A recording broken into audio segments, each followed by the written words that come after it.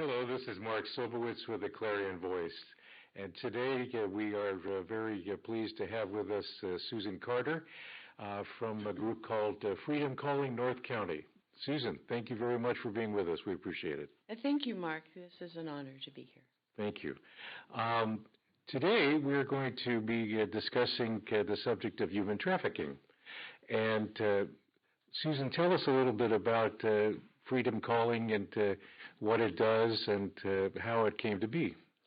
Okay, it started about 2013 when I went to a Human Trafficking Justice Summit at Mountain Brook. And I didn't know what I was getting myself into, but once I started connecting dots and God started pulling at my heartstrings and I needed to be involved somehow. One of the points that was made is that Highway 101 and 46 are considered corridors up and down the state of California and inland. And I'm living in Paso Robles, so that's right at that apex, and I'm like, oh my goodness, I'm driving past people every day without even realizing. How big of a problem is human trafficking in this area, considering that we have that we're in the middle of business, so to speak? That's a good question. There have been arrests and convictions and sentencings just probably the last 5-6 years. But as I am kind of going underground and meeting different ones who have been trafficked, it's quite a large problem. Recently there was I think back in 2010, maybe there was an arrest at a home that was run by foreigners that was considered labor trafficking. So we hear about labor trafficking and sex trafficking, but it's very much crossed over. And because trafficking has a lot to do also in the sex trafficking part, has to do with grooming people for the trade. There's a lot of movement. They don't want to get caught, so they move from city to city to city, and it's a ring. Okay, you mentioned a couple of different types of trafficking, the forced labor and the sex trafficking. I think those are the two most common things that people are aware of. But what are the signs that people need to be aware of as far as if they see something that looks like that it might, involve a victim, who's involved with human trafficking?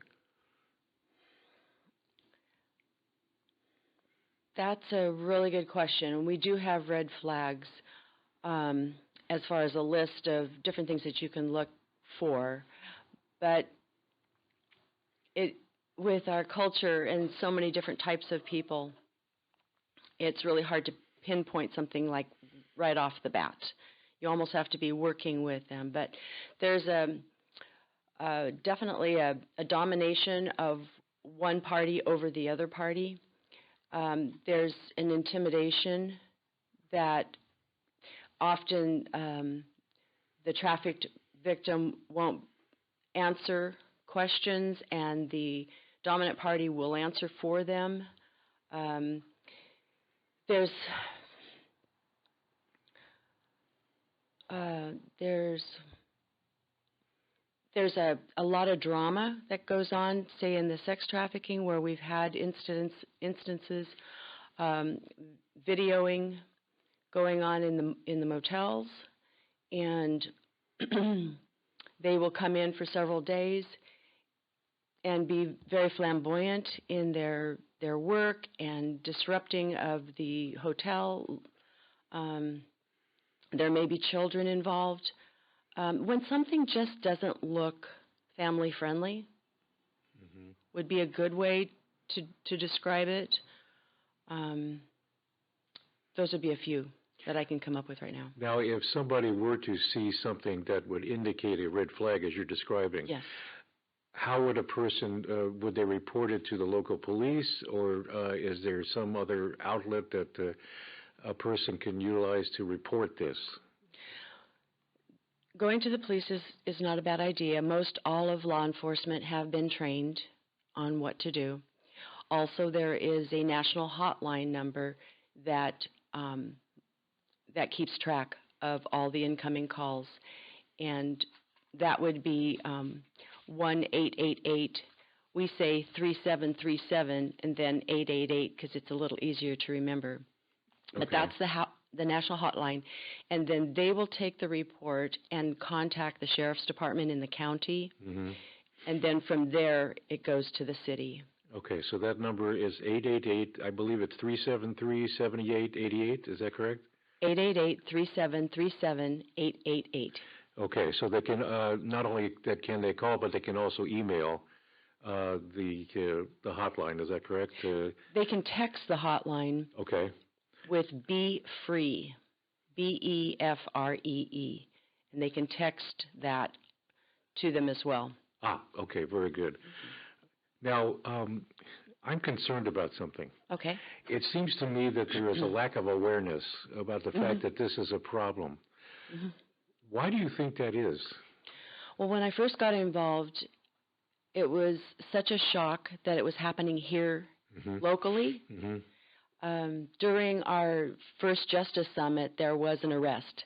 So it was just the timing was perfect for us to kind of realize, hey, it's here in San Luis Obispo. And that kind of got all of us on board too. But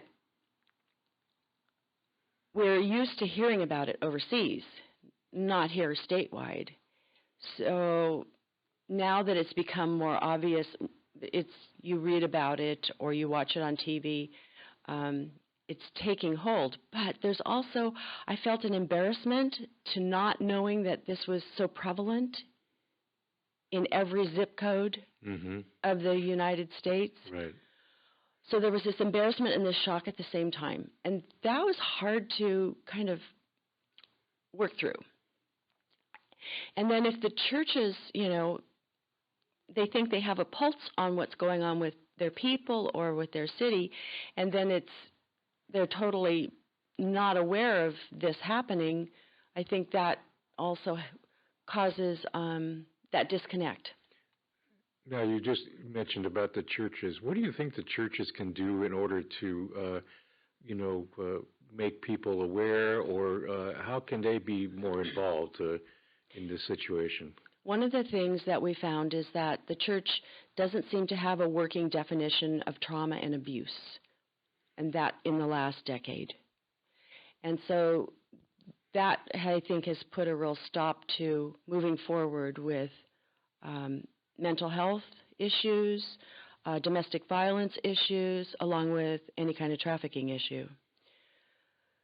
But as, we're working towards awareness and education, that is being promoted as well. Your organization, what do they do as far as bringing awareness to people, about this issue? What kind of, you have workshops, you have things of that nature? Oh, yes. We have community interactives with our documentaries, our question answers. We bring in businesses to share fair trade and what they're doing for their part. We have survivors that come in and share also from their past. These are survivor leaders that would have, gone through a lot of their own trauma training and come through, programs that they can now give back to the community. We're also involved with the massage parlor industry in the South County. Freedom Calling has been doing this for probably a good 8 years. And they go in with gifts and a kind word, a prayer to find out, to meet the girls and to build relationships and see if there might be an opening to connect. And then in the North County, we're working with California Rural Legal Association is coming in and doing presentations on undocumented workers' rights. So that's one way that we can start meeting the undocumented workers and beginning to hear their stories. But really, God just kind of brings us ones that need help. So we just kind of scramble and learn, as we go. I noticed in some of the research that I did that your organization also works with the purveyors of the sex trafficking or the human trafficking. You try to, understand where they're coming from, or how does that work as far as honoring them or dealing with them at this point? Well, typically, this is a ministry that's working with women, right? So men have typically been the buyers and women have been, but in this day and age, there's all sexes are involved. It's not one or the other. And where you'd think a typical buyer would go to pick up a young woman on the street or in the motel or online, now it's women picking up young boys, and so it's a combination. I just want to say that straight out. Okay. Okay. So, we're all equal at the cross. And so when that is such a clear place in my mind, there has to be respect given to everyone. And if we respect ourselves, others will respect us, right? So wounded people wound others. And if they, if they have a desire to reconcile or whatever, we never know what that potential is for their life. And so we're in prayer and in respectful for all parties. Okay. I noticed also the men, who are not directly involved but need to know. There's a gentleman, Patrick Erlander, I believe, and he has, not a website, but or perhaps it is. It's seeitendit.org, correct? And so he deals with informing the men, or basically, or how does that do you know about his organization as to what they do in dealing with the men or informing? Okay, that's a really good question. We've been in touch with Patrick for an event coming up in February. So I've been doing a little research about him as well. And I was on a Zoom that was Men Are the Key to Ending Sex Trafficking. And I found out that he is in contact with men's organizations around the nation as he's been working with human trafficking for about 20 years. And just encouraging them and finding out what works. And so we're excited to bring him up in February also for the same title. Men Are the Key to Ending Sex Trafficking. Okay. Now, also, this problem, is it something that is pervasive on the Internet as well? Is there something that, is there a red flag that is caused by, interaction on the Internet as far as, people trying to attract, young women in the most part? I can give you a really great illustration of that, Mark. Recently, Facebook, Twitter, and Snapchat, I can't remember the third one, LinkedIn maybe, they went down on the Internet for some hours. And I believe it was in October. And several of the organizations that monitor trafficking online checked in to see what the response was on Pornhub. And usually, they have a certain percentage that check in on Pornhub, and it's consistent.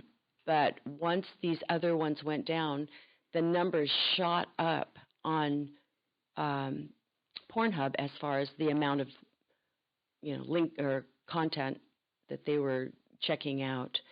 So, yes, it's estimated 500,000 predators are online every day.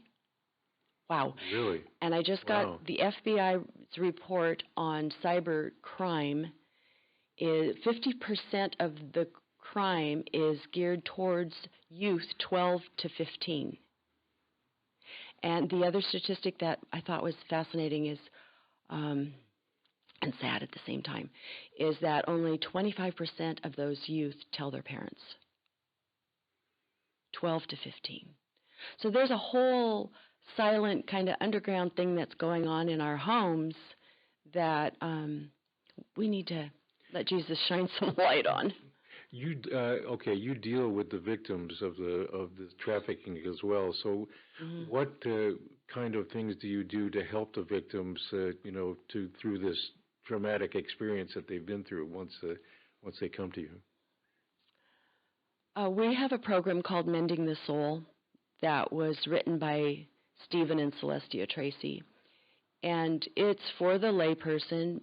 But Stephen realized with his wife being a licensed marriage family counselor that a lot of the women that she was speaking with her in the clinic were not getting the support from the churches, unfortunately.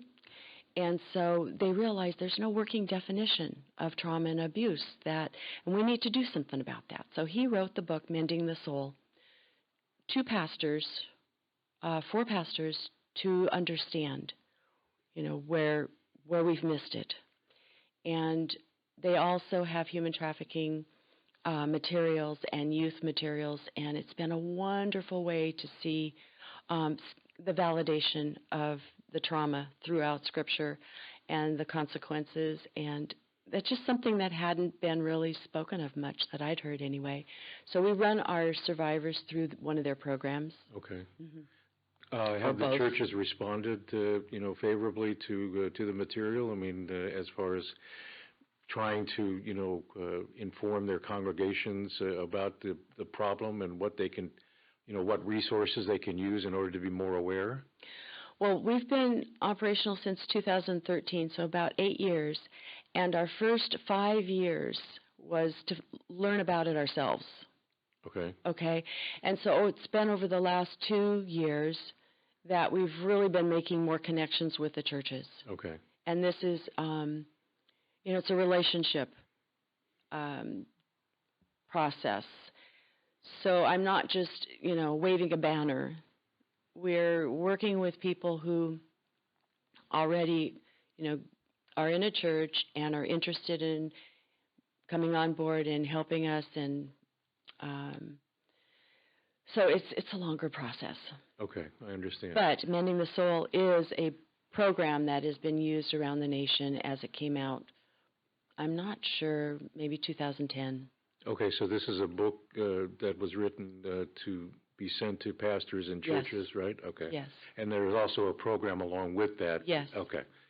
Okay, very good. Okay, so then basically, if a person sees something that looks to be a red flag of some sort, a person could either contact the local police, or they can contact the National Human Trafficking hotline, and their number is 888-3737-888. Yes.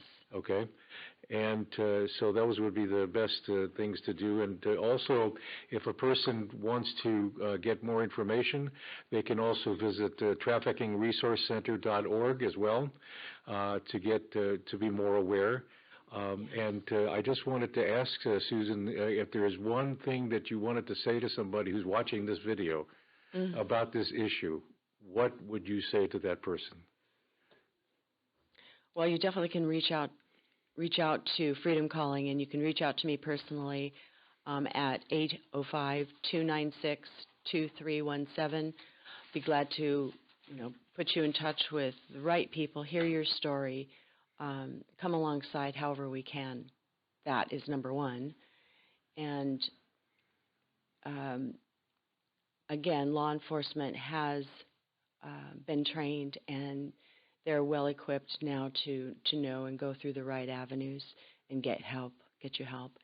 And then this coming Saturday, we're going to be seeing Navigating Cyber Safety for Parents at the SLO Nazarene Church, 6 o'clock. And this is critical for parents and families in how to keep their kids and their families safe. There's plenty of online apps that can help families, but this particular one is with the BARC organization, and we recommend that you come out and visit and see it, or watch it on YouTube, Childhood 2.0. That will give you a lot of information. Thank you, Susan. We really appreciate you being here and making us more aware of the issue.